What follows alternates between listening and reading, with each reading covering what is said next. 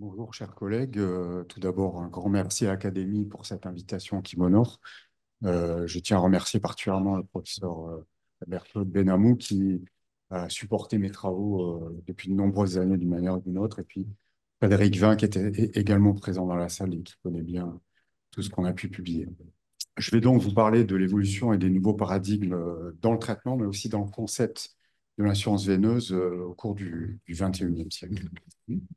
Vous savez certainement que le concept traditionnel de l'assurance veineuse est basé sur une description qui a été faite dès 1890 par Trendelenburg. C'est une évolution descendante à partir de la jonction saphène, de façon rétrograde jusqu'à l'apparition des varices sur les tributaires, sur les collatérales. Sur la base de cette description physiopathologique a été également décrite dès 1906 de façon très précise la crossectomie, le stripping par Charles Maillot. Cette crossectomie stripping, qui consiste donc à enlever la saphène et les tributaires variqueuses, est restée le gold standard tout au long du XXe siècle. Il faut bien avouer qu'il y a eu très peu d'innovations significatives durant tout le XXe siècle, jusqu'à l'approche du nouveau millénaire, où tout a commencé à changer avec l'apparition d'un maelstrom de techniques innovantes, la radiofréquence, le laser, l'échosclérose à la mousse, la vapeur, l'ablation mécanochimique et plus récemment la colle. Toutes ces techniques ayant en commun d'être minimales invasives, c'est-à-dire par voie endoveineuse avec un accès percutané et réalisé sous anesthésie locale. Alors, parmi les très nombreuses études randomisées contrôlées qui ont comparé ces nouvelles techniques à la technique de référence de stripping, je vous montre celle-ci qui a fait référence parce qu'elle comparait trois techniques endoveineuses à la technique du stripping. Elle comparait le laser, la radiofréquence, l'échosclérose à la mousse au stripping. Et les résultats, tout comme l'immense majorité des autres études randomisées contrôlées, montraient des résultats similaires avec moins d'effets secondaires en faveur des techniques endoveineuses. Ceci a permis d'avoir des guidelines très rapidement en faveur des techniques endoveineuses, les guidelines américains dès 2011, qui donnaient un grade de recommandation 1B pour les techniques d'ablation endoveineuse thermique, et renforcés par les guidelines européens en 2015, qui donnaient le plus haut grade de recommandation 1A en faveur de l'ablation endoveineuse thermique, en préférence à la chirurgie. Alors, ça a eu un impact important sur l'évolution des techniques, sur la pratique. Vous voyez, dans les pays où ces techniques ont été prises en charge par les assurances publiques ou privées assez tôt, vous voyez sur ces deux graphiques, les USA et les Pays-Bas, que le stripping qui est représenté en vert sur les deux diagrammes avait pratiquement disparu dès 2010 aux États-Unis et 2011 en Hollande. La France a été en retard. J'avais conduit cette étude en 2017 pour le compte de la Société de chirurgie vasculaire de langue française. On avait étudié un panel très représentatif des chirurgiens vasculaires. Il y avait seulement 29% des chirurgiens vasculaires qui avaient pratiqué régulièrement une technique mini-invasive à cette époque. Ça s'est un petit peu amélioré, mais on est toujours en retard. Il y a toujours 50% des procédures qui sont des strippings en France aujourd'hui. Alors, quand on fait une analyse critique de ces évolutions des 20 dernières années avec l'apparition de ces techniques innovantes, on peut se demander si c'est vraiment une révolution, parce que finalement, ça n'est qu'une évolution technologique. C'est un moyen de détruire la saphène qui est moins agressif que le stripping. Ça reste sur la même base. Mais si on étudie de façon un peu plus approfondie les choses, on va voir qu'on peut peut-être aller un peu plus loin. On va s'intéresser aux pierres angulaires du dogme, du principe et du traitement du traditionnel. D'abord, la crossectomie saphène. Dans le traitement traditionnel, il faut faire une résection élargie de la crosse, il faut faire une ligature de la saphène au ras de la veine fémorale, de façon à ne pas laisser de moignon qui peut être une source de récidive. Eh bien, quand on regarde les techniques endoveineuses, pour des raisons de sécurité, pour ne pas léser la veine fémorale, on reste à distance de l'ostium, on laisse un moignon de 2 cm, quelles que soient les techniques, et il est intéressant de voir que l'évolution de ce moignon, en fait, n'est pas du tout défavorable, puisque dans toutes les séries, on a une absence de reflux au niveau du moignon qui a été laissé en place, qui va jusqu'à 95%. Et dans le même sens, quand on regarde les techniques de stripping sans crossectomie, qui miment en fait les techniques endoveineuses où on va faire une ligature à 2 cm de la crosse, on avait publié une étude dans le Journal of Vascular Surgery sur cette technique, eh bien, le moignon qu'on laisse, et continent dans plus de 98% des cas à 2 et 4 ans. Donc, ce qu'on peut dire, c'est que l'absence de grossectomie, contrairement à ce qu'on pensait, n'empêche pas l'abolition du reflux inguinal, qui pourtant, dans la théorie traditionnelle, est la source du reflux. Autre pierre angulaire, la suppression de la veine saphène pour supprimer le reflux, qui est la source des varices.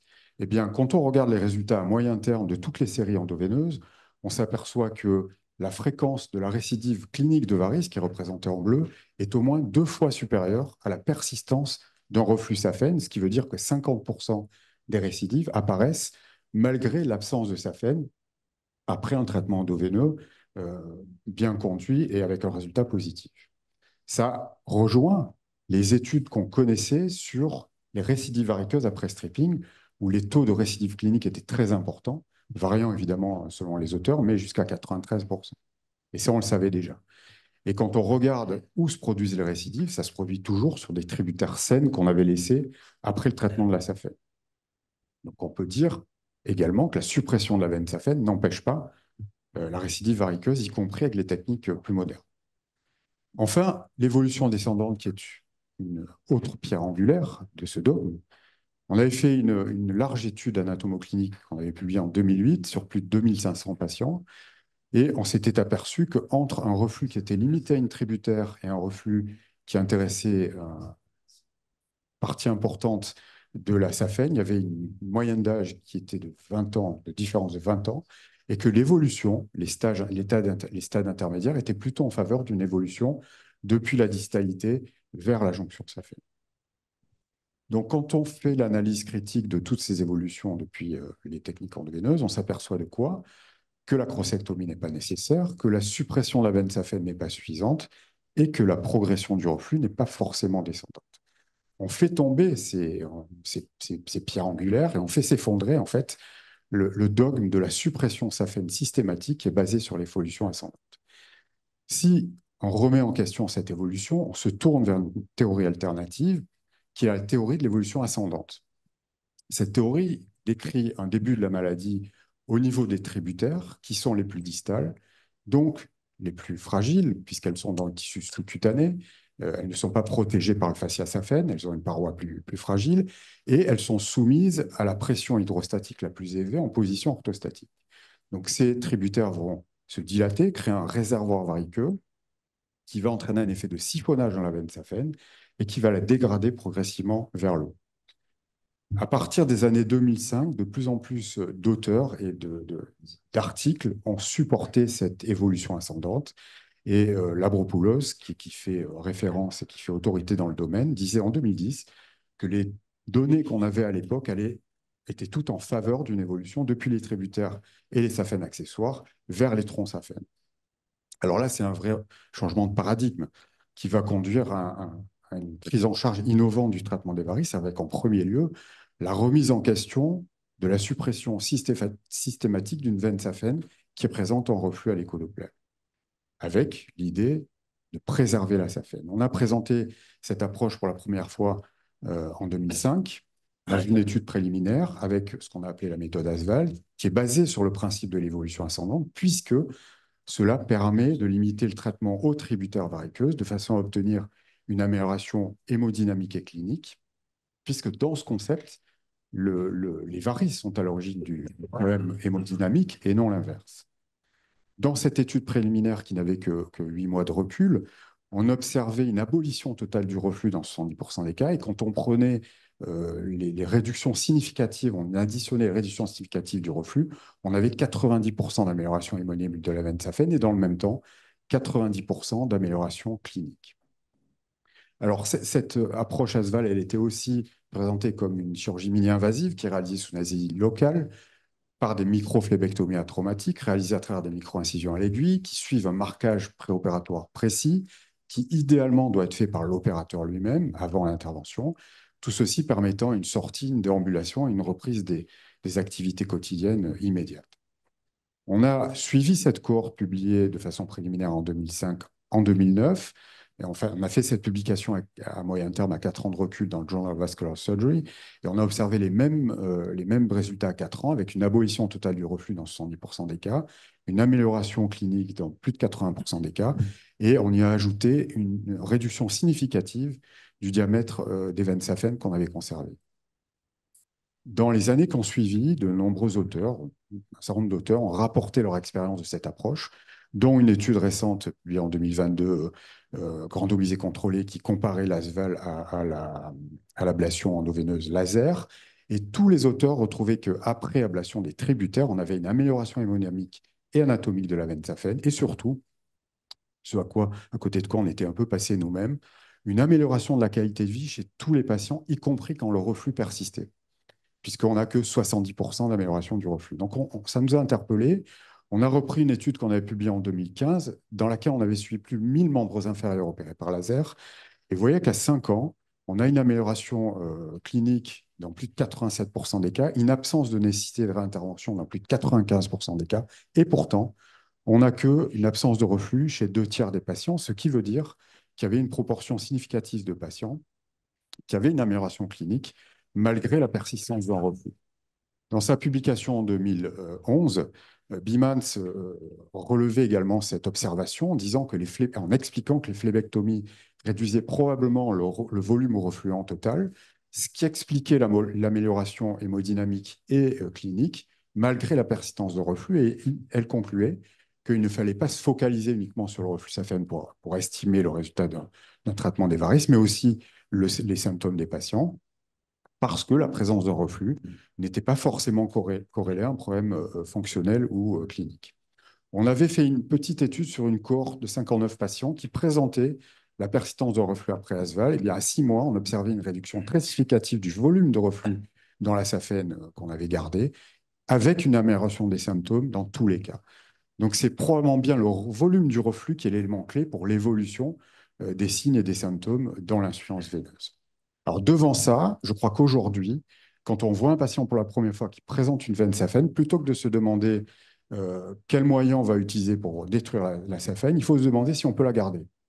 Et donc, ça pose les questions des limites de la préservation et des indications pour préserver la saphène. On avait publié ce papier en 2017 dans un journal américain.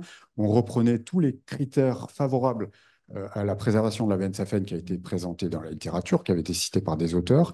Et on a étudié ces critères dans une étude prospective qu'on a publiée récemment dans le Journal Vascular Surgery Venous and Lymphatic en mai de cette année.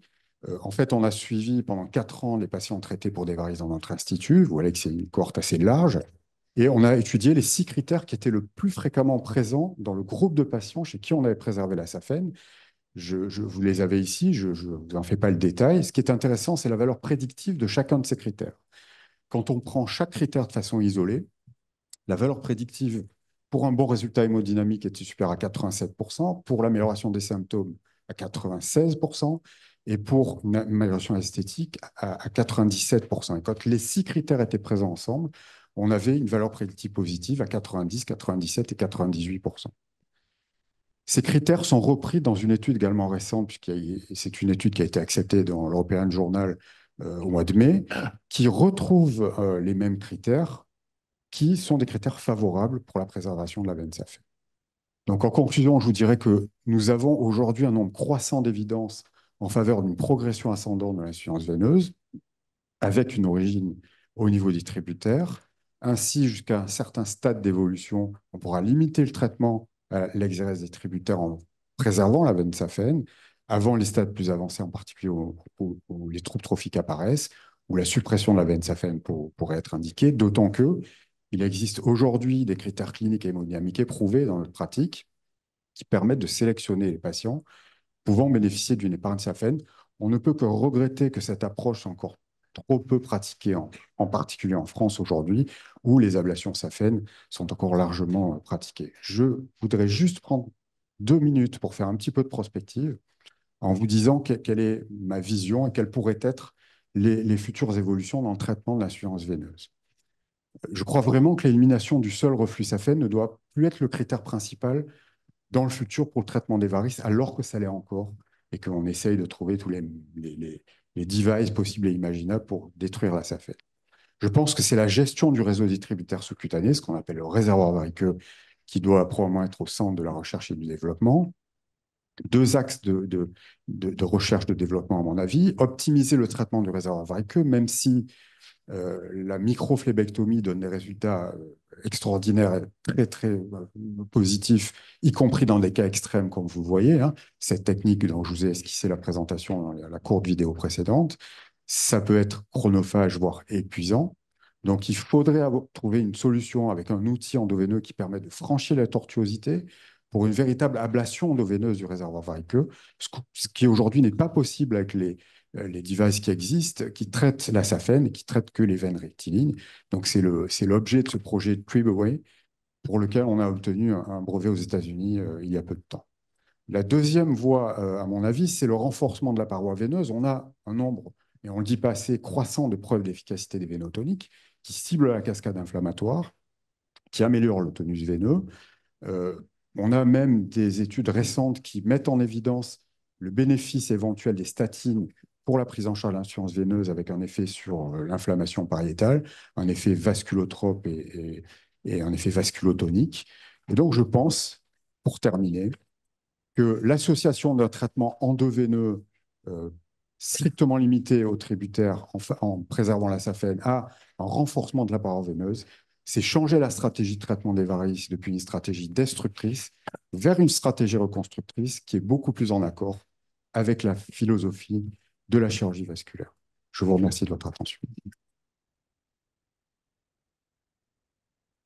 Merci beaucoup, docteur Pitagula, parce que ce changement de paradigme est quand même assez révolutionnaire et interroge sur le rôle central de la veine saphène. Professeur Benamou a sûrement quelque chose à dire. Oui, en effet. D'abord, des félicitations à Paul Pitaluga parce que vraiment, il a fait un travail de pionnier dans la réflexion sur l'exploration hémodynamique de l'insuffisance veineuse. Ça, c'est fondamental. Ça veut dire le changement de regard vient de sa connaissance de la physiopathologie de cette maladie, qui est une maladie évolutive avec beaucoup de surprises qui nous attendent tous quand on ne sait pas exactement ce que l'on fait. Et la deuxième remarque, c'est finalement la régulation finalement des indications euh, devrait venir probablement au moins de la société savante qui, en principe, dispose du savoir et de l'influence auprès de l'ensemble des praticiens d'un secteur. Quel est aujourd'hui le rôle de la Société française de chirurgie vasculaire dans le développement des indications de l'ASVAL, que tu as parfaitement démontré, de ses évolutions, parce que tu as amélioré encore le concept. Et tu as peut-être dit qu'un certain nombre, finalement, de patients qui ont des réservoirs veineux pathologiques, que tu traites par des phlébectomies ambulatoires, finalement permettent un retour à un flux normal dans le tronc veineux qui était au départ refluent. Donc la restitution d'un fonctionnement valvulaire correct quand le réservoir veineux pathologique est enlevé. Donc voilà, c'est un peu les quelques remarques. Je suppose qu'il y a d'autres collègues qui vont te poser ce type de questions, mais en même temps, on a besoin finalement d'une prise de conscience qui fait que des indications qui sont devenues totalement illégitimes persistent de manière presque majoritaire dans la pratique du stripping crossectomie, qui devrait être une technique de traitement exceptionnelle. Et ça reste 50% des patients qui sont traités de cette manière aujourd'hui en France. C'est pas normal. On a beau travailler avec la société, avec le collège d'enseignement, les collègues continuent de ne pas être de bons échographistes, ce qui est une erreur. On est chirurgien et il faut qu'on ait des yeux au bout de nos doigts. Et c'est l'échographie qui nous transforme. Donc c'est ça qui est important. Je suis entièrement d'accord. Alors, c'est intéressant ce que tu dis sur la crossectomie stripping, mais quand on regarde l'évolution aux États-Unis, le stripping a quasiment complètement disparu. Par contre, il y a 10 fois plus de procédures d'ablation sacrée. Endoveineuses qui sont également illégitimes. Voilà. Est-ce que c'est vraiment un progrès? Oui, pour l'agressivité du geste, mais pour le nombre de patients qu'on traite indûment et qu'on surtraite, en fait, d'ailleurs, il y a plein de débats autour de ça aux États-Unis où les gens traitent 3-4 axes SAFEN durant la même séance, alors que bien souvent, ce sont des veines malades ou qui sont de diamètre très limité. Donc, il y a une vraie question sur l'endoveineux a été un progrès, mais a aussi été une fuite en avant parce que ça permet à des non-chirurgiens aussi de traiter dans leur cabinet. Et donc, il y a beaucoup plus de procédures qui sont effectuées avec un traitement un peu excessif.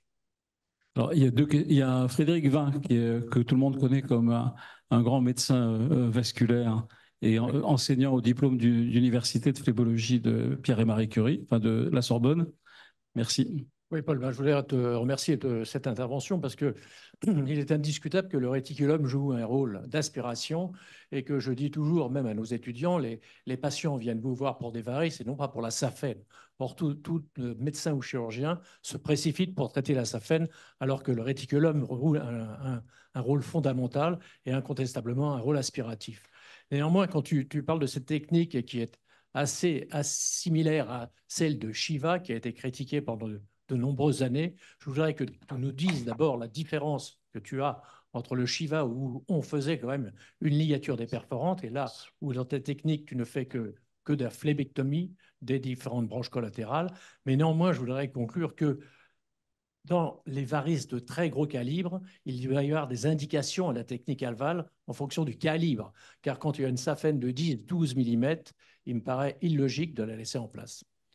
Alors, pour répondre à ta première question sur la différence par rapport à la Shiva, donc la Shiva est une approche ancienne, hein, 89, de préservation de la saphène, mais qui n'est pas du tout sur le même principe. Ce n'est pas un rétablissement de la fonction saphène, c'est utiliser la saphène comme un conduit de drainage du reflux vers la profondeur en évitant que le reflux revienne. Donc, il y a une ligature de la crosse, il y a une ligature sous une perforante, sous une perforante de réentrée, et le reflux se draine. En fait, c'est de faire de tout élément refluent quelque chose qui va se drainer dans le système profond. Et dans la Shiva, la description initiale, il n'y a pas de traitement des varices. Les varices se drainent toutes seules dans la profondeur, et donc c'est mal. Alors, en fait, c'est une théorie qui est très rigide. Ce qui explique les échecs de la Shiva. Alors, exactement, mais c'est tout, si vous voulez, ce que j'ai compris, et la maladie veineuse, ça rend très humble, hein, vraiment, même quand on a la prétention de changer les paradigmes.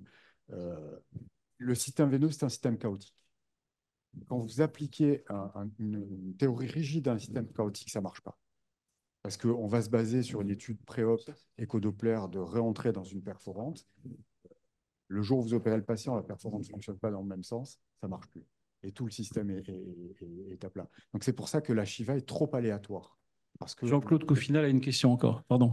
Oui, je suis bien pour l'innovation et là, je trouve extraordinaire parce que je ne pense pas que c'est d'un changement de paradigme. Je pense que c'est un cercle qui vient de se faire dans la pensée pour une raison simple, c'est que effectivement, on a toujours imaginé que le volume de reflux, c'était la chose importante. Pour garder la saphène, si effectivement, on en vient d'en parler, on ne traite pas les perforantes, ok. Et ben, je trouve qu'on revient exactement au traitement que faisaient les phlébologues avant qu'on fasse la chirurgie des varices. Hein. Donc, vive la phlébologie, parce qu'effectivement, c'était le cas. Ils tenaient les gens pendant excessivement longtemps, jusqu'au moment où après, comme tu dis, le volume devenait important et on faisait la chirurgie.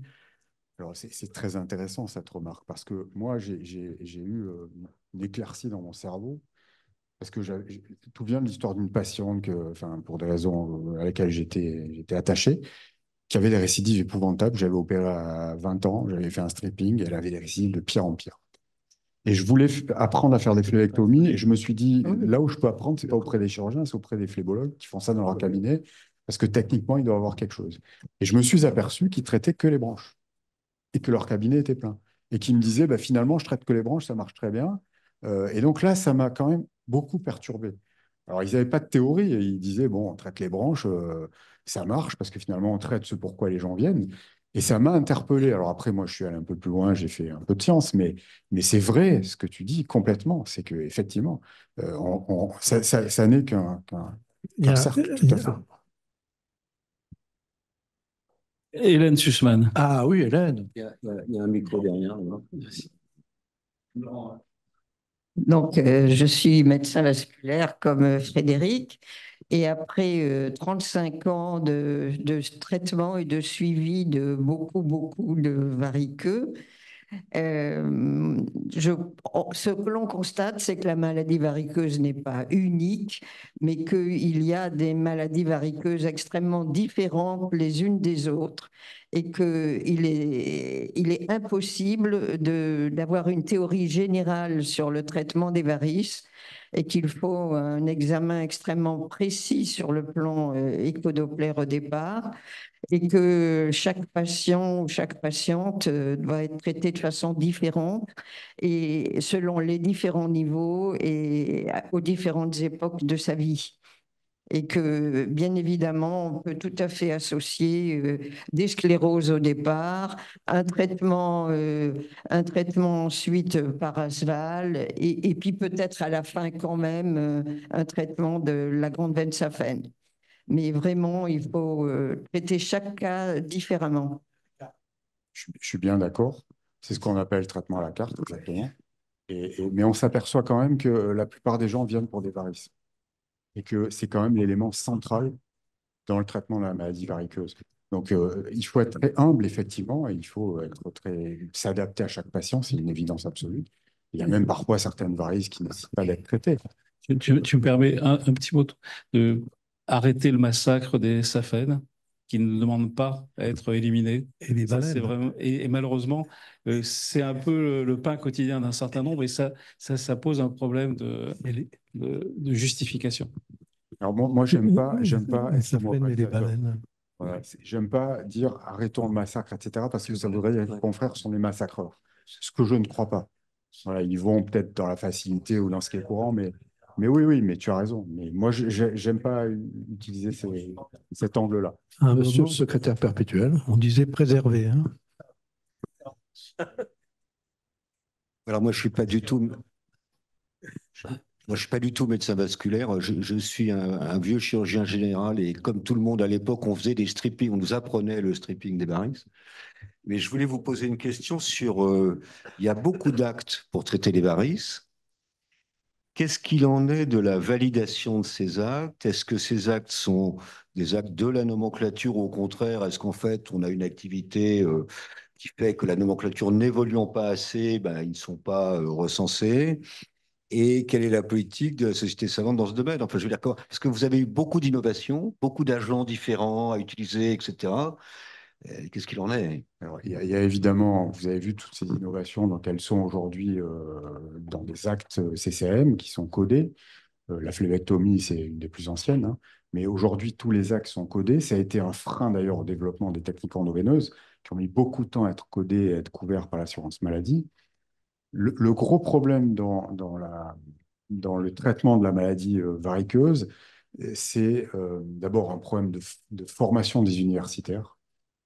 Les vasculaires ne sont pas intéressés par la maladie veineuse, les chirurgiens vasculaires académiques.